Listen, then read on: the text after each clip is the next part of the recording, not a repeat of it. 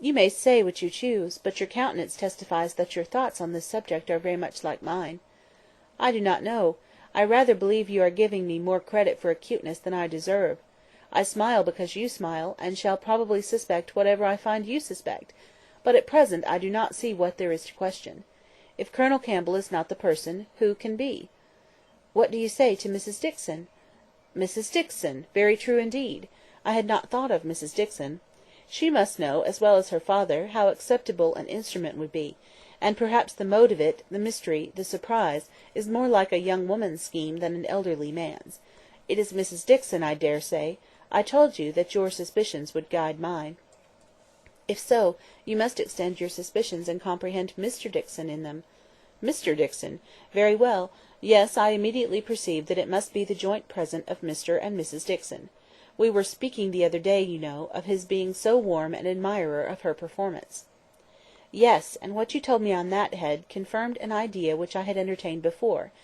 I do not mean to reflect upon the good intentions of either Mr. Dixon or Miss Fairfax, but I cannot help suspecting either that, after making his proposals to her friend, he had the misfortune to fall in love with her, or that he became conscious of a little attachment on her side.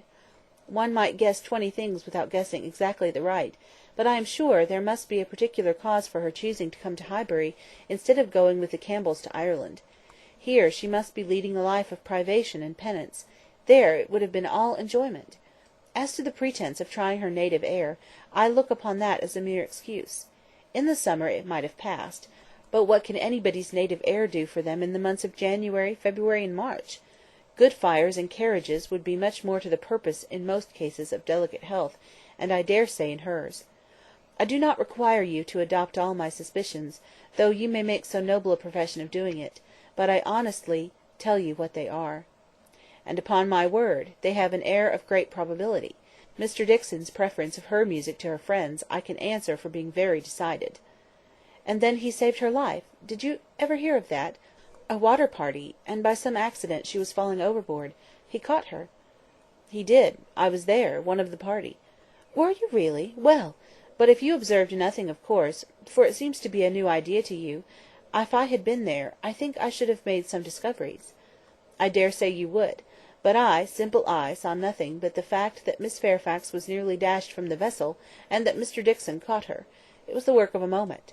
Although the consequent shock and alarm was very great, and much more durable, indeed I believe it was half an hour before any of us were comfortable again, yet that was too general a sensation for anything of peculiar anxiety to be observable. I do not mean to say, however, that you might not have made discoveries. The conversation was here interrupted. They were called on to share in the awkwardness of a rather long interval between the courses, and obliged to be as formal and orderly as the others; but when the table was again safely covered, and occupation and ease were generally restored, Emma said, "The arrival of this pianoforte is decisive with me.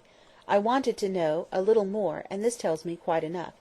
Depend upon it, we shall soon hear that it is a present from Mr. and Mrs. Dixon."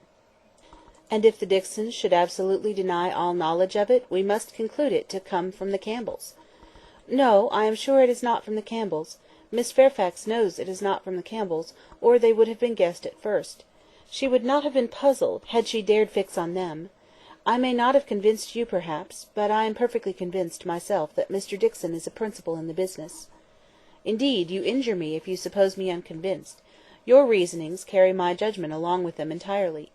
At first, while I supposed you satisfied that Colonel Campbell was the giver, I saw it only as paternal kindness, and thought it the most natural thing in the world. But when you mentioned Mrs. Dixon, I felt how much more probable that it should be the tribute of warm female friendship. And now I can see it in no other light than as an offering of love." There was no real occasion to press the matter farther.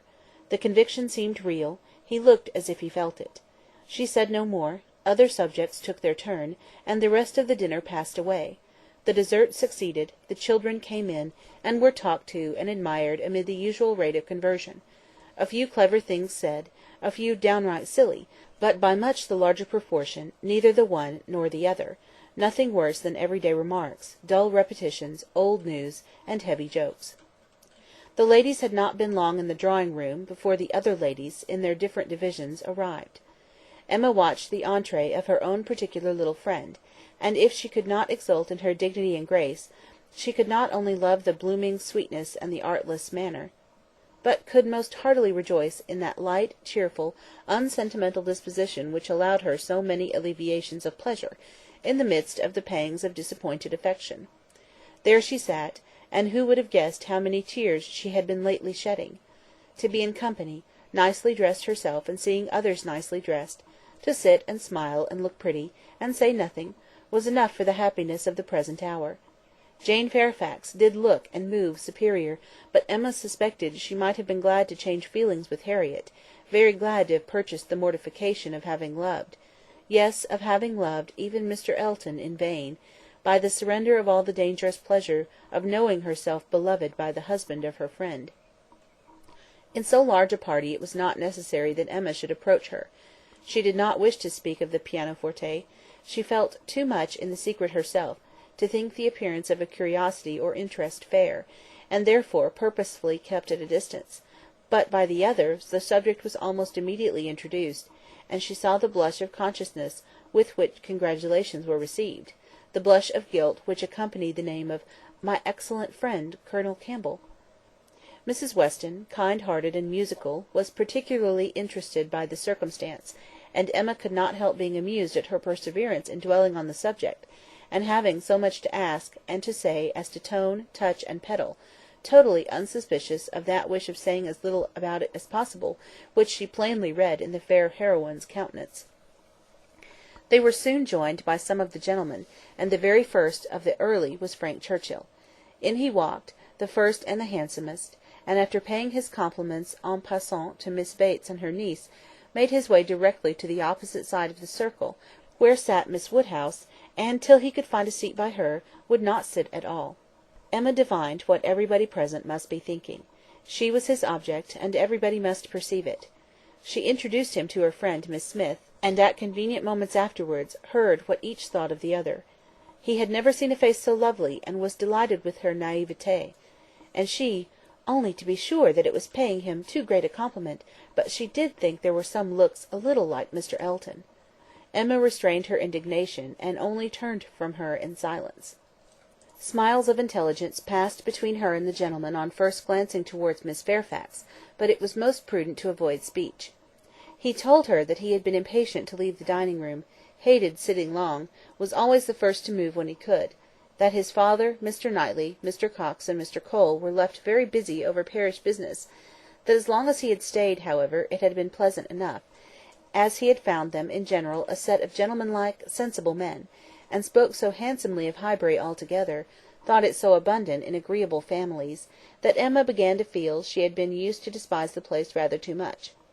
She questioned him as to the society in Yorkshire, the extent of the neighbourhood about Enscombe, and the sort, and he could make out from his answers that, as far as Enscombe was concerned, there was very little going on, that their visitings were among a range of great families, none very near, and that even when days were fixed, and invitations accepted, it was an even chance that Mrs. Churchill were not in health and spirits for going, that they made a point of visiting no fresh person, and that though he had his separate engagements, it was not without difficulty, without considerable address at times, that he could get away, or introduce an acquaintance for a night.